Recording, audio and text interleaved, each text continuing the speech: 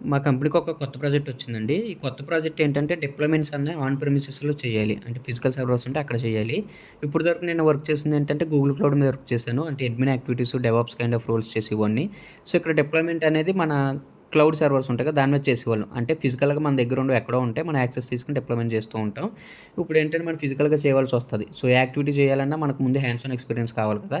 అందుకని చెప్పి మనం డైరెక్ట్ ఆన్ ప్రెమ్ రిప్లికేట్ చేయలేం గానీ, ఒక చిన్న సర్వర్ ఉంటే మనం దాని మీద టెస్ట్ కేసెస్ చేసుకోవచ్చు కదా! అని చెప్పి ఒక చిన్న సర్వర్ పర్చేస్ చేసాం. స్పెసిఫికేషన్ చూసుకుంటే ప్రాసెసర్ వచ్చేసి రైజెన్ 5 5600 అండి. కాస్ట్ వచ్చేసి 9900 పడింది. మదర్ బోర్డ్ వచ్చేసి జిగాబైటోడిది 4400 పడింది. ర్యామ్ 16 జీబీ తీసుకున్నాం. 1450 పడింది. అంటే ఎల్ఈడీ మానిటర్ ఉంది కదండీ! అది బేసిక్ కంపెనీదే జెబ్‌స్టర్ 22 ఇంచెస్ 2850 పడింది.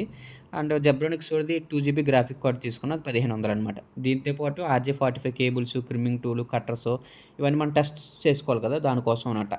ఈ ప్రాజెక్ట్ మీద వర్క్ చేయడం వల్ల నాకు ఆన్ ప్రిమిస్ ఎక్స్‌పీరియన్స్ యాడ్ అవుతది. సో, నా ప్రొఫైల్‌కి వెయిటేజ్ పెరుగుతది. Thanks for watching.